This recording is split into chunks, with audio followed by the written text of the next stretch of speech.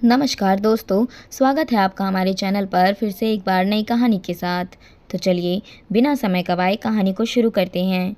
Sugandha lawn में इधर उधर देखकर अपने लिए एक कोना तलाश रही थी कि सामने खंबे के पास खड़े व्यक्ति के चेहरे की झलक ने उसे चौंका दिया। अपना शक दूर करने के लिए वह थोड़ा और करीब आ गई। वह मयंक ही था जो विवाह के अवसर पर सामने लगे सजावटी बल्बों को निहारते हुए जाने किस दुनिया में खोया हुआ था। उसे देख सुगंधा को लगा सारी दुनिया थम सी गई है। पहलू में धड़कते दिल को संभालना उसके लिए मुश्किल हो रहा था। पूरे 15 वर्षों के बाद वह मयंक को देख पा रही थी।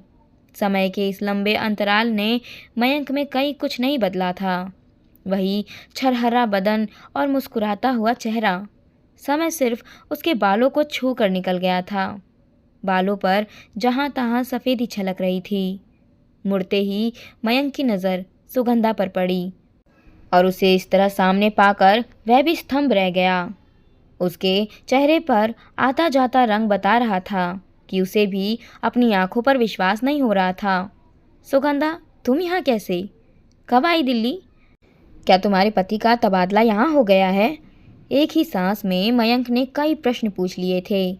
उसकी आवाज़ में आश्चर्य था और उत्सुकता साफ नजर आ रही थी, पर आवाज़ की मिठास पहले की तरह ही कायम थी।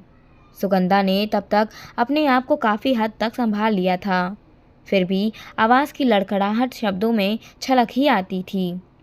नहीं, तबादला नहीं हुआ है। यहाँ सौरभ के मामा जी का घर है और हम इस शादी में आमंत्रित हैं। सुगंधा बोली।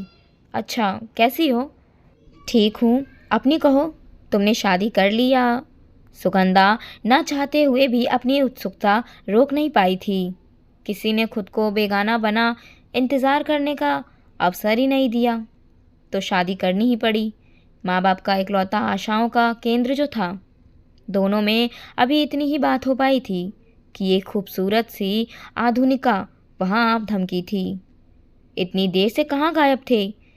जल्दी चलो, सब लोग तुम्हारा कब से इंतज़ार कर रहे हैं। इतना कहकर वह लगभग मयंक को खींचते हुए वहाँ से ले जाने लगी। रुको यार, क्या कर रही हो?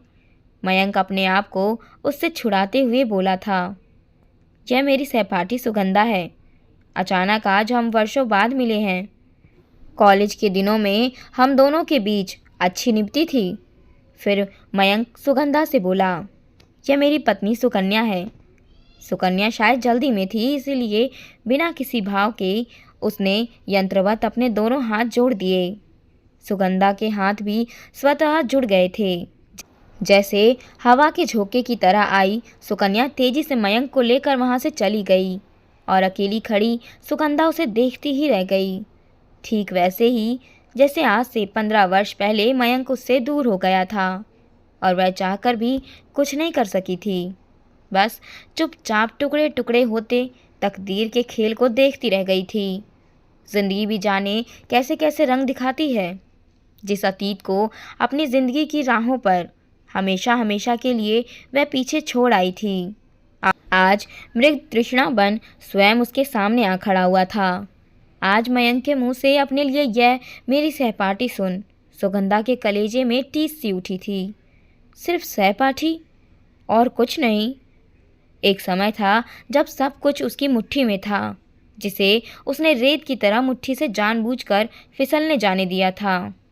उसने ही मयंक से शादी न करने का फैसला किया था।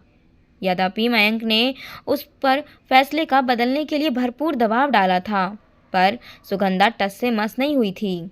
सच पूछो तो वो फैसला भी उसका कहाँ था। वह तो भैया और पापा का फैसला था, जिसे उसने अपना दायित्व समझकर सिर्फ निभाया था। तब उसने अपने सुखों से ज़्यादा पापा और भैया के सुखों को अहमियत दी थी।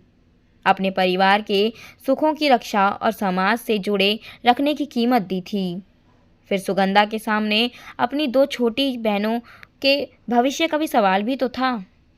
उसके दूसरी जाति में विवाह करने के साथ ही तहस नहस हो सकता था।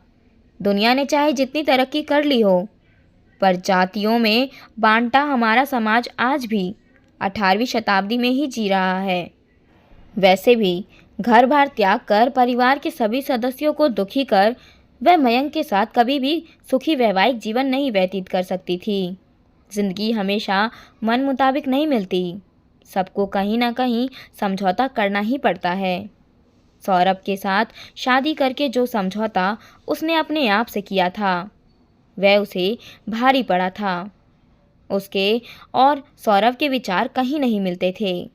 सौरभ उन दम्भी पतियों में से था जिसके दिमाग में हमेशा यही रहता था कि जो वह करता है, कहता है, सोचता है सब सही है, गलत तो हमेशा उसकी पत्नी होती है।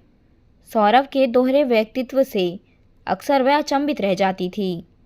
जो व्यक्ति बाहर इतना हंसमुख, मिलनसार और सहयोगी दिखता था, वही घर पहुंचते पहुंचते कैसे दम्भी, गुस्सैल और झगड़ालू व्यक्ति में बदल जाता था। बात बात में उसे नीचा दिखा, अपमानित कर सुखी होता था। पर अपना वजूद खोकर भी सुगंधा ने अपनी सहनशीलता और समझौते से इस रिश्ते को अब तक बिखरने नहीं दिया था। सौरभ के उच्छृंखल स्वभाव से कभी कभी पापा और भैया भी सहम जाते थे। सुगंधा के दुखों का एहसास कर अक्सर उनके चेहरे पर पछतावे की परछाई साफ दिखती थी, जिसमें मयंक जैसे सुशील लड़के को खो देने का गम भी शामिल होता था। न जाने क्यों उन क्षणों में सुगंधा को एक अजीब सी आत्मसंतुष्टि मिलती थी। चलो, पापा और भैया को अपनी गलती का एहसास तो हुआ। सुगंधा और मयंक के घरों के बीच बस एक सड़क का ही तो फासला था। यह अलग बात है कि उसका घर कोठीनुमा था और मयंक अपने परिवार के साथ 2 कमरों के फ्लैट में रहता था। उसके पिता सिंचाई विभाग में ऊंचे ओहदे पर थे, जबकि मयंक के पिता एक सरकारी ऑफिस में मामूली क्लर्क थे। पर मयंक की गिनती कॉलेज के मेधावी छात्रों में होती थी और सभी का विश्वास था कि एक दिन ज़रूर वह अपने माँ बाप का ही नहीं, अपने कॉलेज का भी नाम रोशन करेगा। दिन प्रतिदिन की मुलाकातों और पढ़ाई की कठिनाइयों को हल करते करते जाने कब दोनों की दोस्ती के बीच प्यार का नन्हा सा अंकुर फूट पड़ा था, जो समय के साथ बढ़ते बढ़ते परिणय सूत्र में बंधने की आकांक्षा तक बढ़ गया। इसका थोड़ा बहुत आभास घर के लोगों को भी होने लगा था। भैया ने उसकी शादी के लिए लड़का देखना शुरू कर दिया था, पर इन सब बातों से अनजान दोनों के प्यार की पेंगे मुक्त आकाश को छूने लगी थी। मयंक अपनी पढ़ाई में भी जोर शोर से जुटा था। उसे पूरा विश्वास था कि अगर वह एक अच्छी नौकरी पाने में सफल हो गया तो सुगंधा के माता पिता उनकी शादी से कभी इनकार नहीं करेंगे। पर नियति को कुछ और ही मंजूर था। अचानक एक दिन सुगंधा के भैया उसकी शादी सौरभ से लगभग पक्की कराए। घर में लड़की दिखाने की तैयारियां जोर शोर से शुरू हो गई थी। इस अप्रत्याशित फैसले के लिए सुगंधा कतई तैयार नहीं थी। सुनते ही सुगंधा पर मानो बिजली गिर पड़ी। वह अच्छी तरह जानती थी कि मयंक और उसकी शादी का घर में काफ़ी विरोध होगा, फिर भी वह उसे आसानी से गंवा नहीं सकती थी। भाभी को सब कुछ बताकर सुगंधा ने अंतिम कोशिश की थी। भाभी भी सब सुन सकेत में आ गई थी। वह उसे इस तरह की शादियों से होने वाले परेशानियों को समझाती रही, पर सुगंधा का अत्यंत उदास चेहरा देख मौका पा भाभी ने भैया से बात की थी। भैया के कान में बात पड़ते ही जैसे भूचाल आ गया।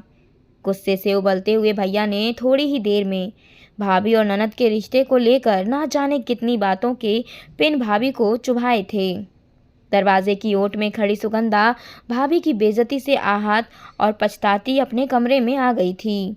उसका एकमात्र आसरा भाभी ही थी, वह भी टूट गया था। भैया बैठे उसे घंटों समझाते थे, पर उस सुगंधा के बोल नहीं फूटे थे।